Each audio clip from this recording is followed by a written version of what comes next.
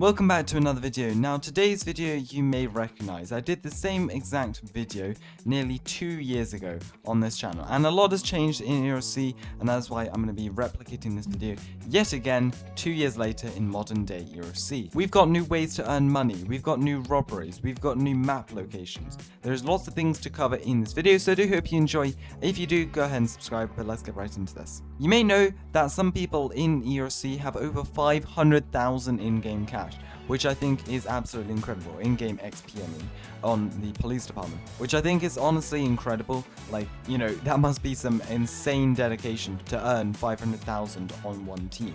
Now, before any of you start saying, oh, OMB, you know nothing about grinding and everything, I do have 20,000 XP on police. It's not amazing. It's not as good as, you know, the people with 500,000, but it's still a decent amount, and I have been playing the game for nearly 3 years now. We're going to start off with police, and this covers police and sheriff. Both of the teams have linked XP, if you didn't know. Basically, if you play in police and you earn 100 XP from arresting criminals, that will also be transferred over to sheriff.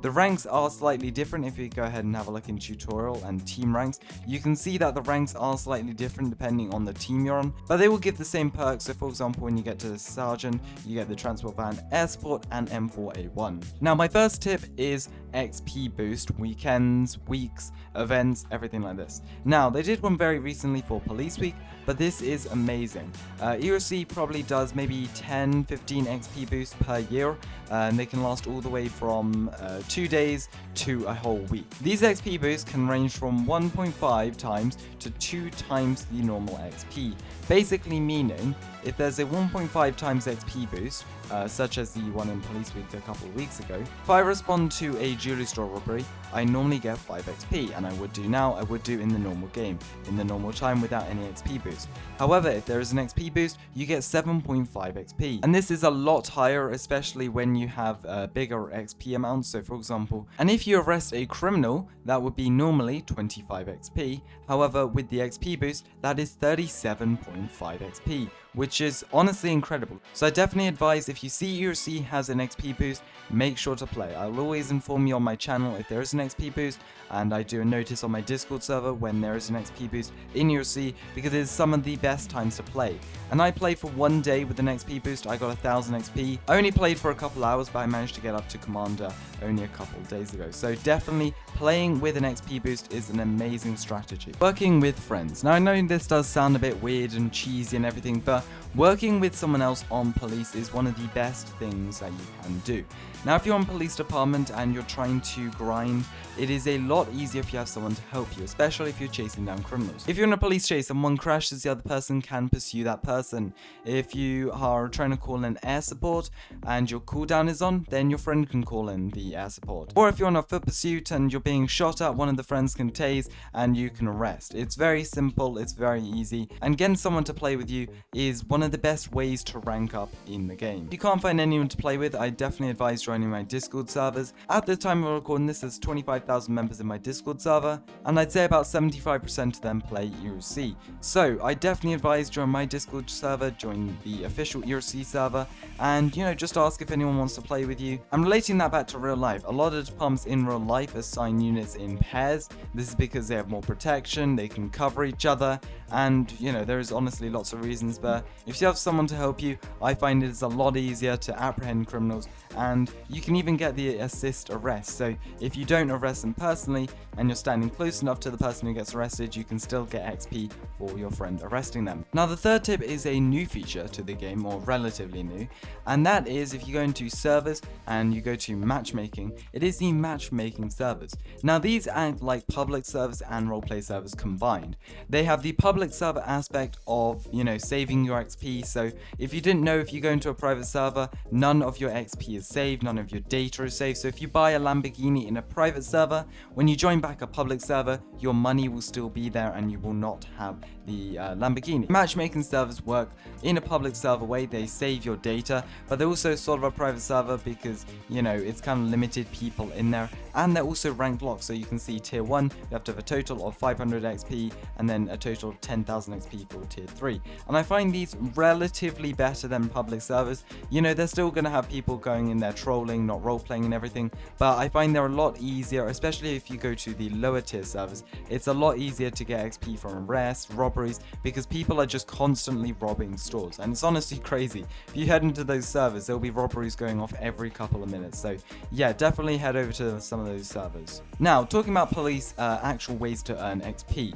On police, the best way to earn XP is by arresting and responding to robberies. So you actually get XP for responding to a robbery, and then you can get XP on top of that for arresting a suspect. So what we're going to show you is the places that are most likely to be robbed and the places you want to stay near, okay? In the city, we've got the bank robbery here. We've got an ATM robbery just down here, yeah, in here. We've got another ATM robbery here. We've got the jewelry store robbery here. We have got the gun store here. That's another place to look out for. Then we also do have the houses. So all of this is robbable here, as well as these houses here, as well as these. So those are the main robbery points. We also do have a small ATM here and here, but you know, I don't really see those being robbed too much. So the red areas are the areas you do not want to camp in. There's not going to be people in here. Not really going to be people in here. You want to stay away from kind of the center of the map here, because there's no one going to be in here. You want to stay near the city. Most of the robberies, especially from new players, are near the city, especially the jewelry store.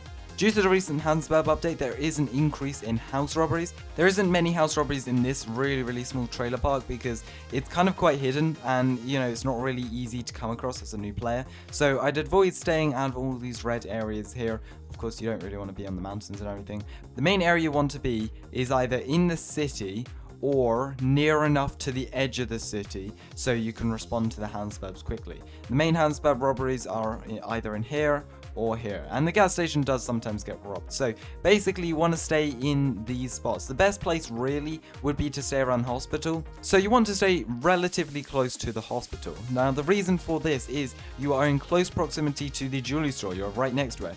You're in close proximity to the bank. If you follow this road down, you're near enough to all the ATMs in the city that you can get there within 20 seconds or so. This bridge will lead you direct access into these, and you can follow this one road down into the Hansbergs, and that will get you all of the housing suburb robberies. So there is basically the best place you're going to want to be. And then we also do get some farm robberies because people want to go and rob that because it's further away. So you've still got pretty good access to this if you drive down this road. Basically everything in the map, if you are in the center, is within a 30-second drive depending on how you drive basically. Now of course this is subjective. This is what I believe the best ways to rank up on police are. I've been playing ERLC for a couple of years now, and the way the game is played by all the players has changed a lot. We used to see primarily ATM robberies, then we got the introduction of the jewelry store and the update in housing robberies very recently. So there's a lot of changing factors in the game which does affect how players play, how new players play the game. If you are watching this video, I would love to hear your point of view on how to rank up quickly on police. There's no real way to rank up quickly, there's no hack or anything, but basically just putting yourselves in these good positions, centering yourself in the middle of the map so you can respond to ATM robberies, jewelry store robberies, banks. That is going to be able to get you the most XP possible here. And also, if you have seen, you do get XP for patrolling. I'm not going to cover every way you can get XP in this video, however in the description will be every way you can earn XP on all teams, such as on police you can get XP for citations, but that's quite hard to do in public servers mainly because not many people do actually roleplay. Now moving on to the fire department. The fire department team and EMS has got quite a lot of updates recently which has helped the team grow and has helped it from not, failing basically, because the team wasn't in a great position with all the calls recently. So basically now the team is a lot more interesting. Now one of the first ways and one of the easiest ways to do so is these EMS AI calls, which will now spawn in all servers. As you can see, those people just got the call back there, but there will be another EMS AI call by the time I finish this segment here. So now there is quite a lot of ways to rank up on fire and rescue, but it's one of the hardest. And the reason I say this is because it's quite a time-taking job. You may say like police is as well, but this job does require a lot of time playing the game. game. Like, these fires do take a lot of time to put out, especially if you have lots of people, because if you didn't know, the fire's size depends on how many people there are on the team. Now, on fire and rescue, it's very similar to police. If you want to rank up quickly, you can use XP boosts. Those do help a lot, and do happen a bit less than on the police department team here, but they still do happen throughout the year, and especially during holidays and events and updates, live events, etc. So on fire and rescue, the best way to rank up, firstly, is going around the server. In public servers, there's a lot of shooting, there's a lot of chaos, there's a lot of car crashes, fires, everything like that. And on fire and rescue, you have a medic bag. You can go up to players and heal them. All you have to do is get out your medic bag, go up to a player, hold E, and then you can heal them if they have damage. Now, this happens a lot in public servers. I found this is one of the easiest ways to rank up. It gets you 20 XP every time. Let's say there was a robbery, there's lots of shooting going on, a couple shots hit some people in the nearby area. Then you can go ahead and heal all 5 officers, let's say, and that will get you a total of 100 XP within a minute or 2. Fires are also one of the main obvious kind of reasons. They get you 45 XP. Fires range in size depending on how many people are on the team. So ideally, you do want enough people on the team to help you put out the fire. You also don't want so many people on the team that you'll be unable to put out the fire in a quick amount of time because there's so much fire, basically. So another way is car fires. You can actually use your fire hose to put out vehicle fires, which again get you another 20 XP. So let's say someone's been recklessly driving, they're driving from the police, they crash into a lamp pole. That is an easy 20 XP right there, because all you need to do, go over, spray out the fire for about 5 seconds, and then you can go ahead and get your 25 XP, or your 20 XP, sorry. Additionally, on every team you get a 10 XP for patrolling around the city, driving. So basically, that is every couple of minutes. That also comes with your money. So basically, every, I think it's 5 to 7 minutes, you get a paycheck on any team you're on, whether that's DOT, police, sheriff, fire and rescue, and that will basically range between, I think it's 700 and 1,600 maybe.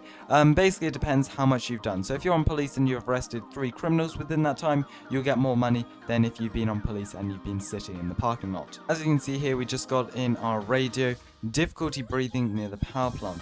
These EMS AI calls will come up every couple of minutes. They are now one of the best ways and probably most interactive ways to earn XP, because then, so these calls basically consist of you treating a patient. There are many different scenarios that have happened, and basically you have to go ahead and treat the patient, bring them back to hospital, and then you get the XP once they are safely in hospital. This does get you quite a bit of XP. I can't remember exactly, it'll be in the comments once I found out. But basically, it is a great way to earn XP. It's quite quick as well, depending on how quick you get there and everything. Once you've treated them, pop them in your ambulance and you can head back to hospital. Those are basically the best ways on fire and rescue. There's no real place to kind of camp out and wait for calls if you're on a public server, because calls happen at random. Brush fires happen all over the map. They can happen in cities, they can happen in the county.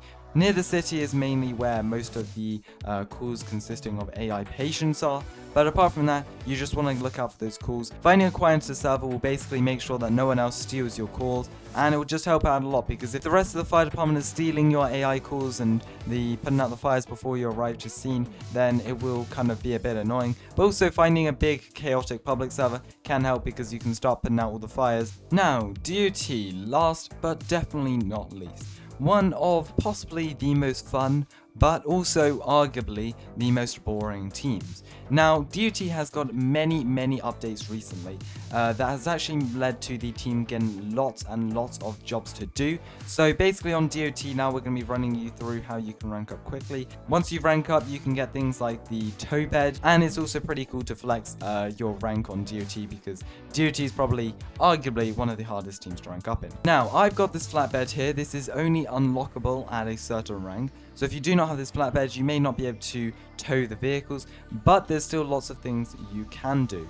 You can see on the radio here that there's an impounded vehicle, so I can go ahead and head over there and impound this vehicle. You do need the tow truck for this to happen, because you can't just put a vehicle on the back of your pickup or anything, so you do have to unlock this vehicle. But sometimes, you know, people actually do respawn these vehicles because these are civilian vehicles owned to players, so sometimes they do get removed, which is kind of a bit annoying because you can't actually respond to the calls, but you just gotta be quick, I guess. That is not the only thing you can do on DOT.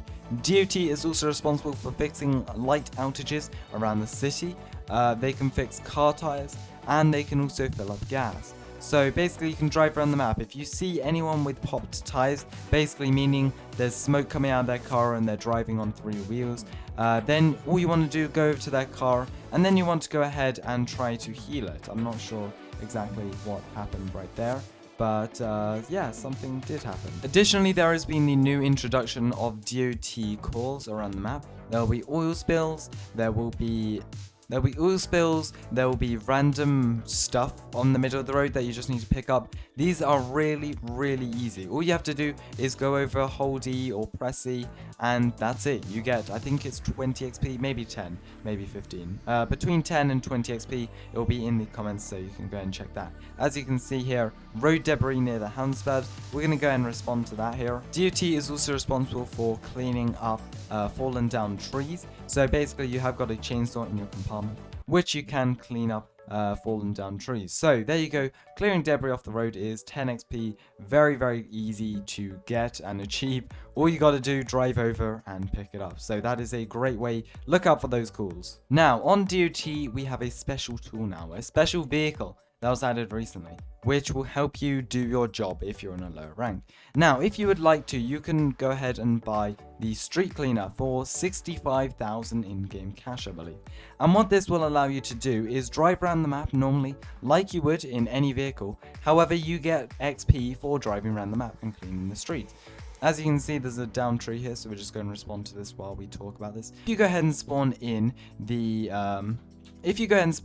street cleaner, you'll instantly be able to see debris and random stuff on the road, which all you need to do is just drive over, and then every couple of minutes you get 30 XP. So it's really easy and simple. Drive around the map and you get XP for driving around the map. Now you normally do with the 10 XP per couple of minutes for patrolling and stuff, and driving around the map on duty and stuff. I'm not sure if that's on DOT, I will check that. But on DOT, if you go ahead and spawn in the street cleaner, you can basically drive around the map and get 30 XP every couple of minutes and so. There's only one downside to this. If you're high enough rank, then you are not able to go ahead and tow vehicles if there's a vehicle impounded, but you still are able to do all of the other calls. That doesn't restrict you from anything except for vehicles. There's currently loads of calls on DOT at the moment. I'm trying to get there quick because there is another person on DOT. I obviously didn't find a quiet enough server. As you can see, these lights are flashing. That indicates that these lights are broken. Go over to the repair box, and all you have to do is drag these to connect to each other. As you can see, once you've done that, you get 35 XP from doing that within about 10 seconds or so. It is very simple ways of getting XP, and it's honestly amazing. You can see here we've also got an impounded vehicle. Basically means the civilian hasn't moved their vehicle. So DOT is quite hard to rank up in, as in there's not a lot of things you can do, or there was not a lot of things you can do. There's now lots of ways you can rank up on DOT. As you can see, they will give you little XP, like 10, 15 XP. But if you go ahead and respond to 5 calls every couple of minutes, then that's going to be maybe 50, 80, 100 XP every couple of minutes, or 10 minutes or so. So basically DOT is just responding to as many calls as you can do here. As you can see, road debris near the police station. That's probably right over there, so I can respond to that really quickly after this one. Anyways, that is my quick guide on how to rank up, or basically how to earn XP on the different teams here. There isn't actually one set way on how you can glitch the game to get tons of XP really quickly, but there are kind of ways that, you know, you can basically make sure you get the most amount of XP possible that the game gives. I apologize that this video did seem a bit rushed. I'm just working on a big project that'll be up soon, so make sure to check out my channel and do subscribe if you do enjoy my daily ERLC content. And with that, I will see you all in the next one. Good luck grinding in ERLC.